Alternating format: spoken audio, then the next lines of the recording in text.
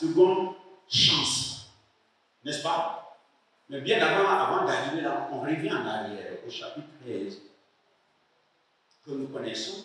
Quand on vous donne des passages, prenez note. Arrivez à la maison, prenez le temps de lire ces mêmes passages. C'est très nécessaire. Donc la situation qui se présente au roi Saül, il venait d'hériter un trône. Et à cette époque, Israël est sous la domination des Philistins. À cause du péché de la maison d'Élie. La maison d'Élie a péché contre Dieu et a fait pécher tout Israël. Par ses enfants qui étaient aussi des sacrificateurs. Élie était le souverain sacrificateur. Ses enfants étaient des sacrificateurs.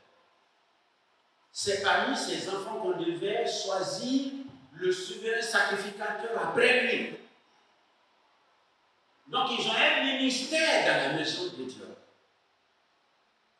Ce sont eux qui présentent le sacrifice, les prières du peuple d'Israël à Dieu. Ce sont eux qui sont intermédiaires entre Dieu et le peuple.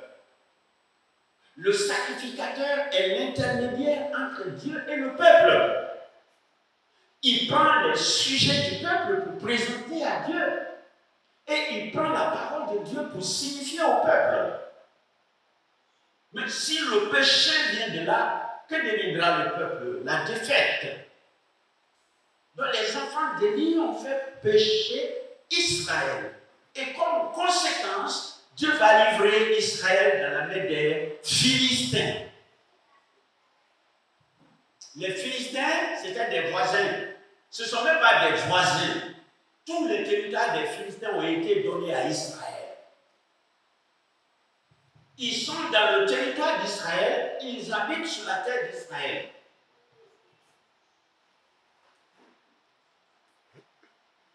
Mais ils ne sont pas des Israélites. Et ils vont devenir plus forts que Israël même. À cause du péché d'Israël. Ce grand peuple d'Israël glorieux, qui a été conduit par Josué à la conquête de Canaan. Ils ont tué plus de 29 rois. Je vous assure, quand ce peuple marchait dans la volonté de Dieu, obéissait aux lois de Dieu, Dieu faisait des choses extraordinaires. Nous voyons leur sortie en Égypte, en Afrique ici. Ils ont demeuré en Afrique pendant 400 et quelques années, mais Dieu a les enlever pour dire, non, vous n'êtes pas des Africains. J'ai préparé une demeure pour vous. C'est comme ça, toi, chrétien, tu vis sur la terre. Tu n'es pas de la terre. Ta demeure éternelle se trouve auprès de Dieu. Alléluia. Le Seigneur viendra nous enlever, le Seigneur viendra nous prendre pour nous amener avec lui. C'est ce qui nous attend. Dieu a manifesté sa gloire sur la terre pour la première fois. À travers ce peuple, il a donné sa parole pour la première fois à ce peuple. C'était le peuple qui l'a choisi. Comme toi, Dieu t'a choisi, comme il m'a choisi. Si tu es ici, ce n'est pas en vain. C'est parce que Dieu t'a choisi que tu es là. Alléluia! Dieu appelle ceux qu'il a choisis. Il se révèle aux personnes qu'il a choisies. Il te connaît comme Israël. Mais ce peuple a péché. La bénédiction de Dieu va s'écarter du peuple d'Israël. La force va disparaître d'Israël. Ils vont tomber sous le pouvoir des païens. Des personnes qui n'ont pas d'alliance avec Dieu. Et dans ce combat-là, ils vont même prendre l'âge d'alliance. C'était un coffret dans lequel vous se trouvez les deux tablettes de la loi écrites du doigt de Dieu. Dans ce coffre, il y avait une cuvette remplie de manne, la nourriture que Dieu faisait tomber dans le ciel. Il a demandé de mettre de la manne dans une assiette pour déposer dans ce coffre. S'il vous plaît, diminuez un peu de sorte que ça n'embête pas les gens. Et dans ce coffret se trouvait là le bâton d'Aaron qui avait fleuri.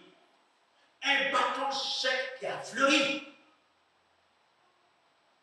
Pour dire à tout Israël que Dieu a choisi Aaron pour être son sacrificateur, pour travailler dans sa maison. Et ce coffre, à part les enfants d'Aaron, personne d'autre ne devait toucher. On dit le coffre sacré. Vous allez apprendre que quand le jour où ils ont pris le coffre là, quand le coffre était, c'est les païens là, c'est les Philistins, c'était de la terreur de Dieu a envahi le pays des Philistins. Il y a eu des maladies, de l'hémorragie partout. C'était une grande malédiction sur eux. Il a fallu qu'ils ramènent ce coffre. Et c'est ce coffre sacré là, où personne d'autre ne doit regarder à part les sacrificateurs, qui est tombé dans la main des Philistins. Et cette guerre-là, ils sont allés même piller où il y avait la tente de Moïse, la tente de rencontre de Moïse à Silo, où Dieu s'est révélé au petit Samuel. Ils sont allés piller, ils ont détruit Silo. Car Élie et ses deux filles sont morts le même jour, le jour de ce combat. Car ces deux filles ont pris le coffre pour aller dans le champ de bataille. Les Philistins ont tué ces deux fils. Ils ont tué tous les enfants d'Israël. Il y avait 34 000 hommes qui sont tombés ce jour. Donc l'armée d'Israël a été décimée ce jour. Les Philistins ont détruit l'armée d'Israël ce jour. Tous les vaillants combattants ont été tués, 34 000. Premièrement, il y a eu 4 000. Et quand ils sont partis pour se venger, ils ont tué 30 000 hommes le même jour. Et vous ne voyez pas. Donc, vous pouvez connaître la situation lamentable du peuple d'Israël. Beaucoup de veuves, beaucoup d'orphelins, à cause du péché d'Élie et de ses enfants. S'il vous plaît, le péché est terrible. Le péché nous sépare de Dieu. Le péché, son salaire, c'est la mort. On ne doit pas jouer avec le péché. À cause du péché, j'ai mon fils. Mais il a livré à la croix à cause du péché. De faire ce passage, nous l'écoutons, mais nous ne voyons pas sa profondeur. On dit c'est le Fils unique de Dieu, mais à cause du péché, il n'a pas épargné son Fils. Est-ce que vous comprenez ça? Le péché, c'est l'ennemi de Dieu.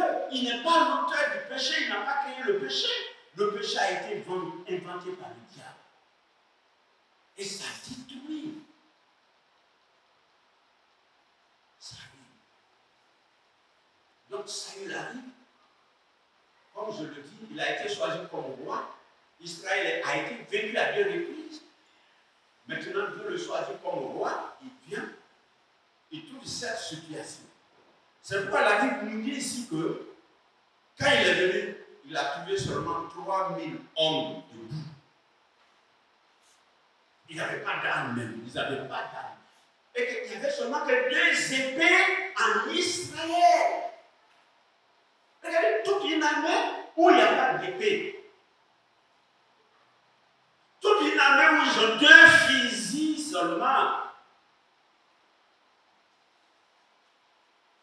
Une armée de 3000 hommes, mais qui ne dispose que de 2 fusils. Le reste, ils vont faire quoi? Et on va te dire, les Philistins avaient 6000 chars. 6000 chars. Et plusieurs cavaliers. Pendant que Israël n'a que 2 épées. Et c'est là qu'on choisit Saül pour être roi. C'est quand même une situation compliquée. C'est une Dieu comptait sur lui. Regardez, on dit le grand pharaon de l'Afrique, il avait seulement 600 chars pour poursuivre les Israélites. Mais ici, on te dit, les Philistins avaient 6000 chars. Et quels sont les deux qui avaient été en Israël? Il y a Saül et son fils Jonathan. Donc il a choisi son fils Jonathan comme général. Lui, il garde 2000 hommes avec lui, sa garde personnelle, ses forces d'élite, ou bien forces spéciales, dans tout cela dans 2000.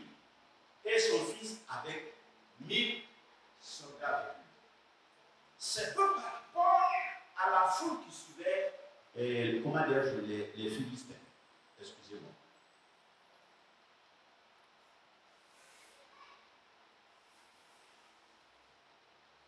Donc vous avez vu, quand les enfants prennent notre, quand les enfants d'Élie ont péché contre Dieu, vous voyez dans 2 Samuel 12, le verset 17.